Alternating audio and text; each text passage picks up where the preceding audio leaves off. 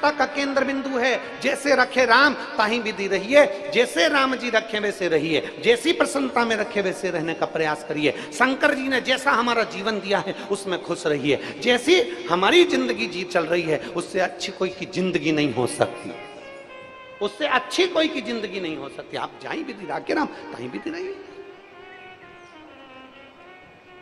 प्रसन्नता का जीवन जियो।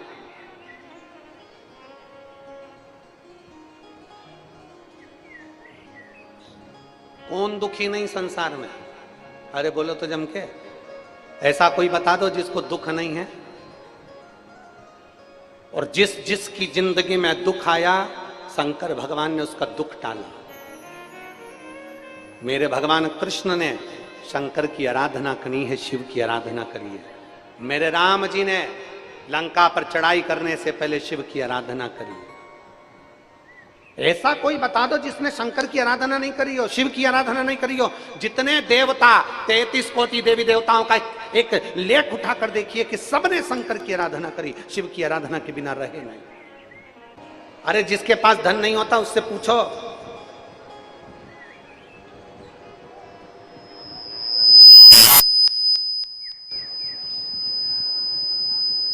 कितना सुनना पड़ता है, कितना श्रवण करना पड़ता है,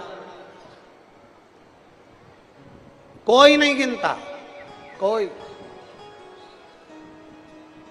और फिर निवेदन है इस पवित्र भूमि से, इस मां नर्मदा के तट से, ओमकारेश्वर बाबा की भूमि से फिर निवेदन है, बाबा से ऐसा प्रणाम कर कर जाना। शिव महा, भले आप ओमकारेश्वर के रहने वाले हो, भले आप आसपास के रहने वाले हो, भले 50 किलोमीटर 60 किलोमीटर 100 किलोमीटर 70 किलोमीटर दूरी से आए हो, भले आसपास के रहने वाले हो, 50 बार ओमकारेश्वर आते होगे, 1000 बार ओमकारेश्वर आते होगे, 1000 बार मां नर्मदा जी का स्नान करने आते होगे, पर 1000 बार आप ओमकारेश्वर आए होगे और मां नर्मदा की स्नान करने के लिए, प्रणाम करने के लिए आए होगे, पर शिव महापुराण की कथा में बैठे हो तो बाबा से अपने दिल की बात जरूर कहकर जाना। मेरा ओमकार बाबा सुनेगा जरूर और झोली भरेगा जरूर। विनय कर कर जाओ, बिना विनय के एक पत्र है।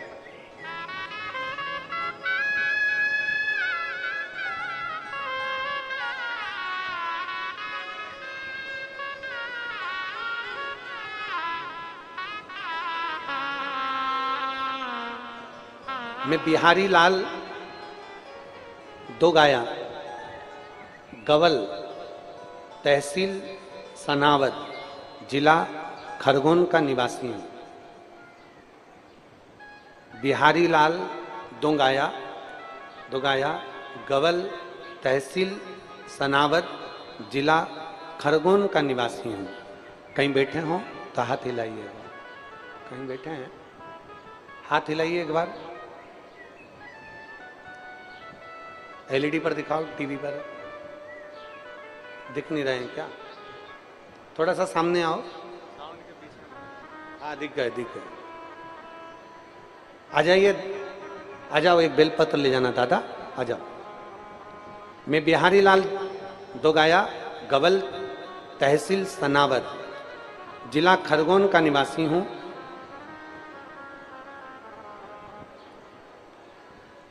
पत्र है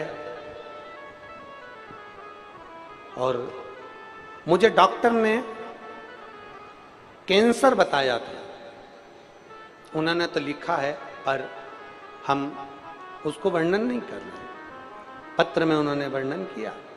मुझे डॉक्टर ने कैंसर बताया और डॉक्टर ने बोल दिया था कि इनको तुम घर ले जाओ और सेवा करो। इनका कैंसर लास्ट स्टेज का है, रह नहीं सकते। जितना बन सकता है उतनी सेवा करिए।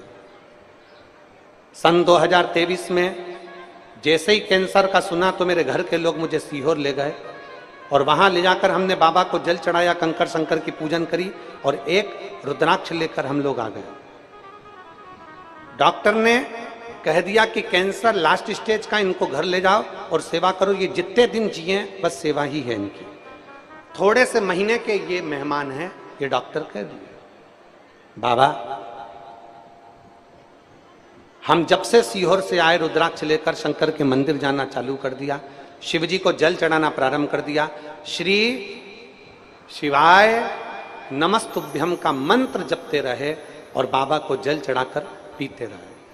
आज मैं बाबा को प्रणाम करने के लिए इस कथा में आया हूं गुरुदेव, क्योंकि मैंने शिवजी पे चढ़ी हुई बेलपत्र खाई, रुद्राक्ष का जल पिया, शंकर जी पे चढ़ा हुआ जल पिया, और बाबा को ऐसी कृपा हुई है कि मैं डॉक्टर को दूसरी बार जांच कराने के लिए जब गया तो डॉक्टर ने कह दिया कि तुम्हारा स्वास्थ्य बिल्कुल ठीक है, अब तुम्हें कष्ट नहीं है और कैंसर समाप्ति की ओर। ये शिव है।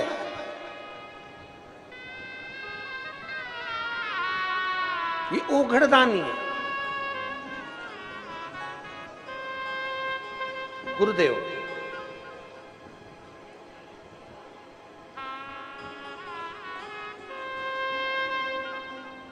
बिहारी लाल जी दो गया गवल वाले, और मोबाइल नंबर उन्होंने नीचे लिखा। शिव तत्व की प्राप्ति किसको? अच्छा, आप लोगों से कोई पूछे तुम कथा में गए थे, तुमको कोई बेल भभूति मिली है क्या यहां से? अरे बोलो जम के नहीं। कोई पानी तुमको दिया है क्या यहां से? कोई सामान तुमको दिया गया है क्या यहां से? यहां से कोई वस्तु तुम्हें दी गई क्या? तुमसे यह कहा गया कि आप सियोर आओ? तुमसे यह कहा गया कि कहीं जाओ? आपसे केवल इतना कहा गया कि अपने नजदीक में जो शिवालय हो, अपने घर के पास में जो शंकर का मंदिर हो, वहां जाओ, झाड़ू लगाओ, पोछा लगाओ, शिव को जल चढ़ाओ, बेलपत्री चढ़ाओ और बाबा की बेलपत्र को और जल को पीना प्रारंभ करो। सीहोर का रुद्राक्ष मिल जाए तो उसको पानी में गलाकर पीना प्रारंभ करो। मेरा शंकर तुम्हारी श्वासों में रमण करेगा और तुम्हारा स्वास्थ्य ठीक जरूर हो, जरूर हो। और खाली ना जाता कोई दर से तुम्हारे, खाली न जाता कोई दर से तुम्हारे, मैं भी खड़ी हूँ नन्ही बाहें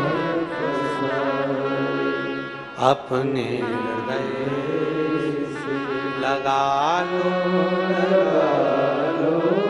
गिरा जा रहा हूँ, आप दिल से निवेदन तो करो, आप दिल से प्रार्थना तो करो।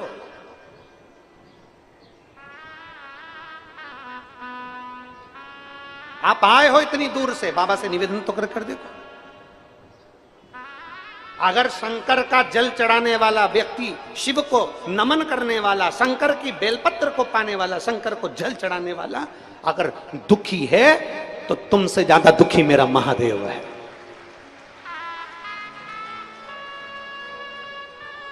जिसको लास्ट स्टेज का कैंसर बता दिया गया हो और 3 महीने की उम्र दे दी गई हो, और वो व्यक्ति अगर दिल से, हृदय से प्रसन्न होकर इस व्यासपीठ पर आए तो समझना कि खुशी का अपार अंबार।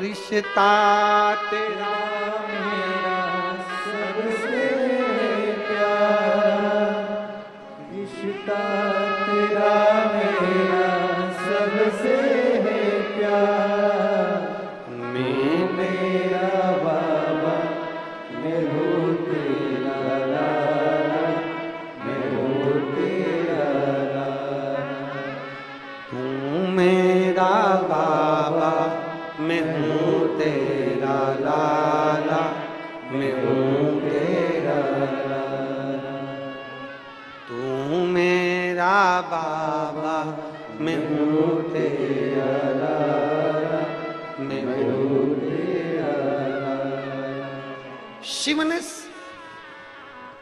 एक लोटा जल से दुनिया के लोगों को प्रसन्नता दी है, और आज सबसे बड़ी तकलीफ का विषय तो यही है ना कि दुनिया की जो लोग सोच कर बैठे थे हम ये कर लेंगे, हम वो कर लेंगे, मेरे बाबा ने एक लोटा जल से सारी समस्या का हल कर दिया। इसलिए दुनिया के लोग ताने दिए बिगड़ रहते हैं। आज लोग अपशब्द कहते हैं, ताना देते हैं, शिवपुराण को अपशब्द कहते हैं। कई लोग कहते हैं ये तो टोना है, ये टोटका है। भले तुम टोना का हो चाहे टोटका करो, पर ऐसे व्यक्ति के चेहरे पर अगर स्माइल आ जाए तो वो टोना टोटका भी श्रेष्ठ है। वो टोना टोटका भी श्रेष्ठ है। 20 साल में अगर गर्भ से बच्चा हो जाए तो वो टोना टोटका भी श्रेष्ठ है। 15-15, 19-19 साल बाद अगर औलाद हो जाए तो वो टोना टोटका भी श्रेष्ठ है। 10-10 साल का कैंसर भी अगर ठीक हो जाए, लीवर किडनी भी ठीक हो जाए तो वो टोटका भी श्रेष्ठ है।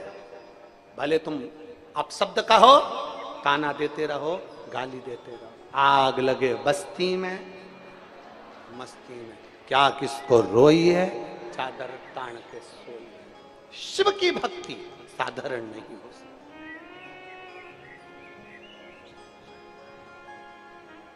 और कोई आए और पूछे शंकर की भक्ति किसको कहते हैं, किसी को बुलाने के लिए कोई बस नहीं भेजी गई, किसी को बुलाने के लिए गाड़ी नहीं भेजी गई, कोई पत्र नहीं भेजा गया।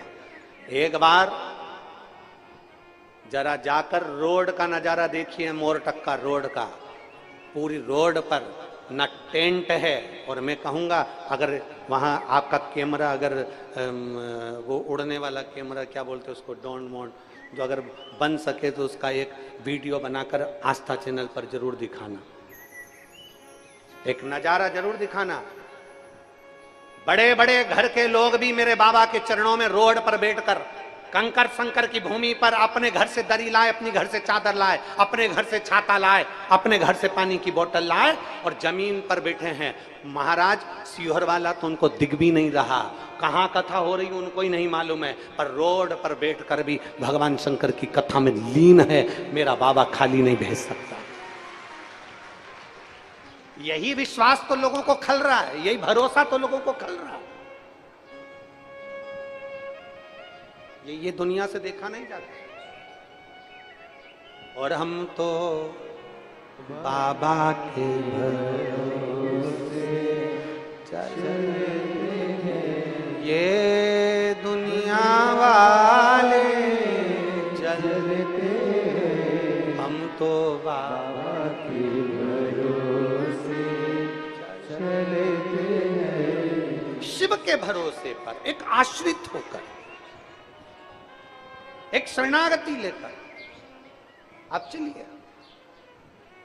यौवनाश्वा उनके मन में आ गया, मेरे घर औलाद नहीं। रानी कहती है शंकर का भक्त रो रहा है, शिव का भक्त। शंकर के भक्त की आंख में आंसू नहीं आना चाहिए, और तुम रो रहे हो, तुम्हें नहीं रोना है, तुम्हें नहीं रोना है। शिव महापुराण की कथा कहती है, बन सके तो किसी के लिए अच्छा करना, प्यासे को पानी पिलाओ, भूखे को भोजन कराओ। हमारे यहाँ पर अमरनाथ जी का दर्शन करने जाते हैं तो वहाँ कहते हैं, भूखे को भोजन, प्यासे को पानी, जय बाबा बर्फानी। हमारे यहाँ कहते हैं, भूखे को भोजन, प्यासे को पानी, जय बाबा बर्फानी। ये हमारे यहाँ का शिव महापुराण का एक भाव याद रखना कि कभी बन सके तो भूखे को भोजन कराकर, प्यासे को पानी पिलाकर। हमें बड़ी खुशी होती है, नर्मदा परिक्रमा करने वाले जब निकलते हैं, नर्मदा के तट के गाँव में से जब निकलते हैं तो गांव के लोग उनके लिए अपने घर से भोजन ला कर दे देते हैं। नर्मदा परिक्रमा वासियों के लिए बैठने की व्यवस्था कर देते हैं उनके लिए। दुनिया के लोग जरा विचार करिए, आप रो रहे हो, यौवनाश्व आप रो रहे हो, आपकी आंख में आंसू है, आप रो रहे हो। ए यौवनाश्व, रानी कहती है महाराज आपको रोने की जरूरत नहीं है, शंकर की आराधना करो। राजा आधी रात्रि को घर छोड़कर चले गए, आधी रात्रि को शंकर को रिझाने के लिए। मेरे घर में औलाद जरूर होगी, मेरे घर में संतान जरूर होगी। और जिस जिस भरोसे से आए हो ना आप लोग, जिस विश्वास के साथ आप लोग कथा श्रवण करने के लिए आए हो, ये विश्वास रखना, बाबा खाली नहीं भेजेगा, भरकर झोली भेजेगा, भरकर भेजेगा। यौवनाश्व भी गया, जंगल में पहुंच गए, 15 दिन निकल गए, 20 दिन निकल गए, 1 महीना निकल गया, 1.5 महीना निकल गया, 2 महीना निकल गया, 3 महीना निकल गया, 4 महीना निकल गया, 5 महीना निकल गया, राजा नहीं आया। पूरे नगर में बात फैल गई, राजा ना जाने कहां चले गया, भगकर चले गया, कहीं चले गया, ना जाने राजा छोड़कर चले गया। और ध्यान दो, राजा क्या करने गया था, जम के बोलो जरा, शंकर भगवान की भक्ति। और दुनिया के लोग, गांव के लोग क्या कर रहे हैं, ना जाने कहां भगकर चले गया, ना जाने कहां पहुंच गया, उसने तो अपना घर छोड़ दिया, पत्नी छोड़ दी, बच्चे छोड़ दिए, पूरा राजपाट छोड़कर ना जाने कहां चले गया। दुनिया के लोग ताने दे रहे हैं, दुनिया के लोग अपशब्द कर रहे हैं, दुनिया के लोग आड़े टीड़े बातें कर रहे हैं, दुनिया के लोग कुछ भी बोल रहे हैं, और राजा अपनी शिव भक्ति में लगा हुआ है, शंकर की भक्ति में लगा था। शिव भक्ति में लगे लगे 3 महीने बीतने पर राजा ने थोड़ा सा फल ग्रहण करा। ग्रहण करने पर राजा को प्यास लगने लगी, राजा को प्यास लगी। अब नगर में, राजा के नगर में जितने भी संत ब्राह्मण गुरुजन थे, उन्होंने विचार करा, रानी अकेली है, इसके घर में औलाद नहीं है, आगे का वंश कौन देखेगा, आगे का राजपाट कौन देखेगा। तो सारे ब्राह्मण संतों ने यज्ञ करने की ठानी। एकांत जंगल में यज्ञ वेदी बनाई गई, ब्राह्मण विद्वानों ने, संतों ने, साधुओं ने यज्ञ करना प्रारंभ करा। रानी के लिए एक जल का पात्र रखा, जिस पात्र को सिद्ध किया गया, उस पात्र का जल रानी को पिलाएंगे तो वो गर्भ ठहर जाएगा। अब एक रात्रि का यज्ञ और बचा था। इतनी देर में क्या हुआ कि सारे ब्राह्मण संत साधु तो जाकर सो गए, विश्राम कर लिए, और राजा को लगी प्यास, तो वो जंगल में ढूंढते ढूंढते पानी को उस यज्ञ वेदी के पास आ गया। आवाज लगाई, ब्राह्मण देवता, गुरुजन, संतजन, प्यास लगी है, मुझको पानी पिला दीजिए। बाबा, मुझे प्यास लगी है, पानी दे दीजिए। राजन चिल्ला रहे हैं, आवाज लगा रहे हैं, मुझे प्यास लगी है, पानी पिला दो। कोई आता नहीं। राजा यज्ञशाला में प्रवेश करते हैं, यज्ञ कुंड को नमन करते हैं, शिव जी का ध्यान करते हैं, सामने रखे हुए कलश को उठाकर राजा पानी पी लेते हैं। उनको नहीं मालूम कि ये वो कलश है जो रानी का गर्भ ठहराने के लिए इस जल को तैयार किया गया है, उनको नहीं मालूम। राजा ने पानी पिया, वापिस तप करने चले गए। 1 महीना तक तप करने के लिए वापिस जब पहुंचे, जैसे ही तप करने के लिए गए, दूसरे दिन यज्ञ वेदी में जाकर देखा तो जो जल का कलश था, जिसको रानी के लिए तैयार करा गया था गर्भ ठहराने के लिए, संतान की प्राप्ति के लिए, मालूम पड़ा वो पात्र खाली पड़ा था। हाहाकार मच गया पूरे नगर में, पूरे नगर में हाहाकार मच गया। अरे रानी के लिए जो पात्र तैयार करा था, पानी तैयार करा था, जल तैयार करा था शिव जी की कृपा से, वो जल नहीं मिल रहा। वो जल ना जाने कहां चले गया, ना जाने कहां चले गया। सब ढूंढ रहे, अपशब्द कह रहे, ना जाने एक दूसरे को कोस रहे। इतनी देर में राजा अपने घर पर आया। घर पर आया, पूछा क्या हो गया। रानी कहती है, मेरे गर्भ ठहराने के लिए जल तैयार करा था संतों ने, ना जाने वो कहां चले गया। राजा कहता है, रात्रि को मुझे प्यास लगी थी, मैं यज्ञ वेदी के पास गया था, पात्र उठाकर जल पी गया। इतने में संत ब्राह्मणों ने कहा, महाराज अब संतान रानी से नहीं, आपके गर्भ से पैदा होगी, आपके गर्भ से। राजा कहने लगे, ऐसा हो ही नहीं सकता, पुरुष के गर्भ से संतान। बस इतना तो कहना था। थोड़े समय के बाद राजा का पेट बाएं अंग से दुखना प्रारंभ हुआ, और वाम भाग से जैसे ही राजा का पेट दुखना प्रारंभ हुआ, उधर फाड़ कर एक बच्चे ने जन्म ले लिया। एक बच्चे ने जन्म ले लिया। जैसे ही बच्चे ने जन्म लिया, जन्म लेते से बच्चा बिलखने लगा, भूख के कारण बिलख रहा था। अब अगर इसको माँ जन्म देती तो स्तन में दूध आता और माँ पिला देती। अब इसको दूध कौन पिलाए। तब राजा की आंख से जल बह रहा था और याद कर रहे महादेव को, तो महादेव ने इंद्र को भेज दिया। इंद्र को भेजा और भेजते से ही इंद्र से कहा, जाओ देवता, 33 कोटि देवी देवताओं की जवाबदारी है इस बच्चे को पालना, पोसना, बड़ा करना। ये 33 कोटि देवी देवता करेंगे। इंद्र ने जाकर अपनी एक उंगली उस बालक के मुख में दूध पिलाने के भाव से दे दी। बच्चे का पेट भरा गया। पेट भराते से ही देवताओं ने कह दिया, इसकी कोई माँ ने दूध नहीं पिलाया, एक देवताओं ने इसका पालन करा है, इसलिए इसका नाम मानधाता होगा। इसलिए इसका नाम मानधाता होगा। और मानधाता साधारण नहीं होगा, एक शंकर के जल से, शंकर के तेज से, शंकर की प्रतिष्ठा से, शिव की भक्ति से ये राजा का जन्म हुआ है। 33 कोटि देवताओं ने इसका पालन करा है। ये राजा का पुत्र नहीं, ये देवताओं का पुत्र राजा मानधाता कहलाएगा। राजा मानधाता,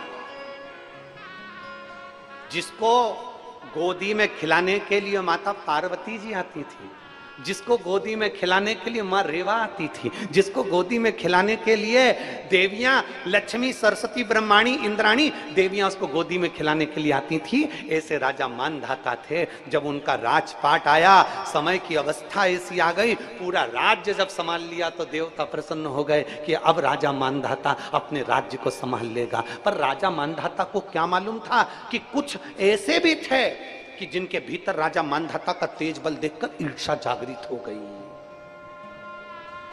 आप अच्छा करोगे ना, बहुत आगे बढ़ोगे ना, बहुत उन्नति की सीढ़ी पर चढ़ोगे ना, बहुत तरक्की करोगे ना, बहुत तुम्हारा नाम चलेगा ना, बहुत शोहरत चलेगी ना तुम्हारी, तुम्हारे पीछे दुनिया के सारे लोग लग जाएंगे कि तुम्हारा पांव पकड़कर कैसे नीचे गिराया जाए, कैसे तुम्हारा पांव पकड़ के नीचे गिराया जाए, कैसे तुम्हारे नाम को खराब करा जाए, किस तरह से तुम्हारे पांव को नीचे गिराया जाए। राजा मानधाता जब पूरे नगर की रक्षा करने लगे, पूरे नगर में वैभव, सत्ता, सब कुछ आ गया, पूरा नगर शंकर की भक्ति में डूबने लगा। पूरा मानधाता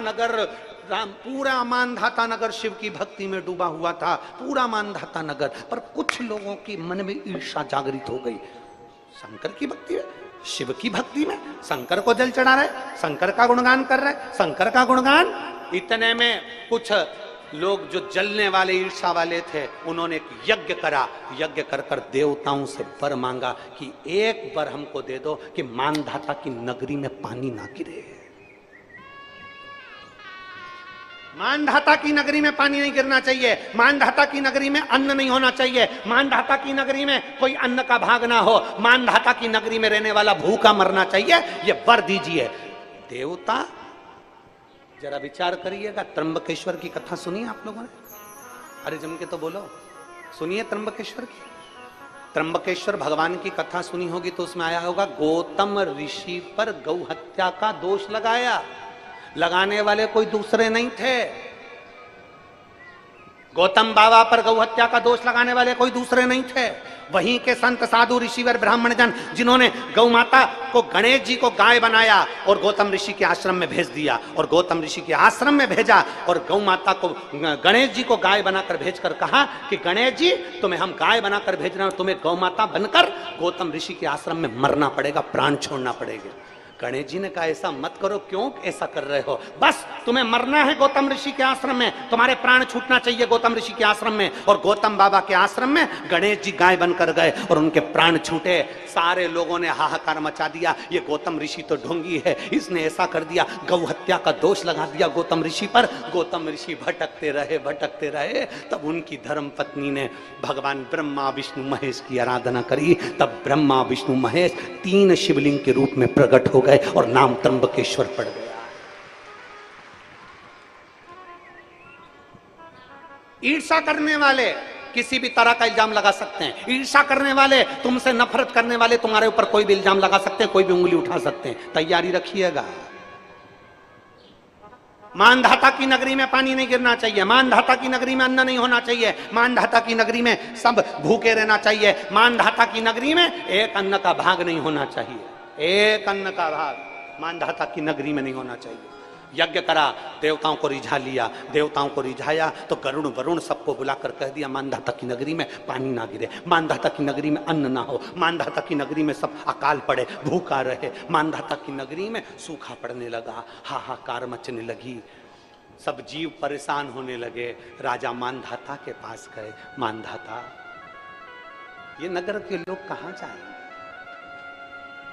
ये नगर के लोग कहां जाएंगे, किसके सामने जाकर हाथ फैलाएंगे,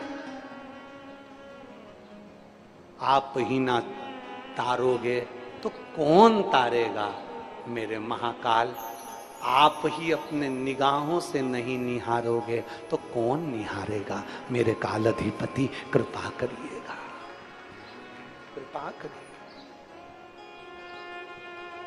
हमारा कुछ न बिगड़ेगा, तुम्हारी शान जाएगी, पकड़ लो हाथ त्रिपुरारी, नहीं तो डूब जाएगी। हमारा क्या बिगड़ना है? लोग क्या कहेंगे, किसको कहेंगे, ताना किसको कहेंगे कि शंकर का भक्त मानधाता, शिव की उपासना करने वाला मानधाता, शंकर की गर्जना करने वाला मानधाता, और उसकी नगरी सुखी, उसका नगर सूखा। ईर्षा करने वालों ने देवताओं को प्रसन्न कर कर मानधाता की नगरी में पानी नहीं गिरने दिया। ईर्षा करने वाले कुछ भी कर सकते, पर आपका विश्वास पक्का रखना, आपका भरोसा पक्का रखना। एक पत्र है, देखिए।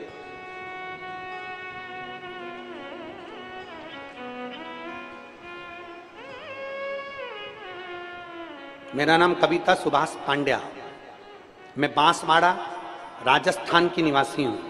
मेरा मोबाइल नंबर ये है, कहीं बैठी हो तो हाथ हिला सकती हैं। मेरा नाम कविता सुभाष पांड्या, बांसवाड़ा की निवासी हूँ। मेरा मोबाइल नंबर ये है, कहीं बैठी हो तो हाथ हिला सकती हैं।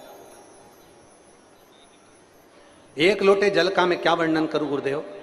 मैं सरकारी नौकरी के लिए अप्लाई कर कर कर थक गई थी, मेरी नौकरी नहीं लगी। बहुत उपाय करे आपके गुरुदेव, उपाय करते करते आखिरी में मैंने विचार कर लिया कि अब उपाय नहीं करूंगी। पर फिर मेरा मन कर गया, नहीं, सियोर वाला महाराज कथा नहीं कहता, सियोर वाला महाराज कहता है कि व्यासपीठ पर बैठकर मेरा काल अधिपति महाकाल कथा कहता है। अब मैं महाकाल के वचन पर भरोसा करती हूँ, व्यासपीठ पर भरोसा करती हूँ। और मैंने शंकर भगवान का पशुपति व्रत करते हुए कहा कि तुम्हें वो सियोर वाले महाराज ने कहा है कि सुनना पड़ेगा। और शंकर जी से रोज कहते आती थी कि वो सियोर वाले महाराज का वचन रख ले, सुन ले उसकी बात। और बाबा ने ऐसी कृपा करी, 5 सोमवार पूरे हुए और बाबा की कृपा से मेरा तीसरे सोमवार में सिलेक्शन हो गया। और चौथे सोमवार तक मेरे बाबा ने मुझे अध्यापकिका के पद पर मुझे सरकारी नौकरी प्रदान की। ये मेरे शिव की कृपा है। कहीं बैठी हो तो हाथ हिला सकती है, अगर कहीं बैठे हो। मेरा नाम कविता सुभाष पांड्या, कहीं बैठे हो तो हाथ हिला सकते। ये शिव कृपा है, ये उसकी उदारता। एक पत्र और देखिए,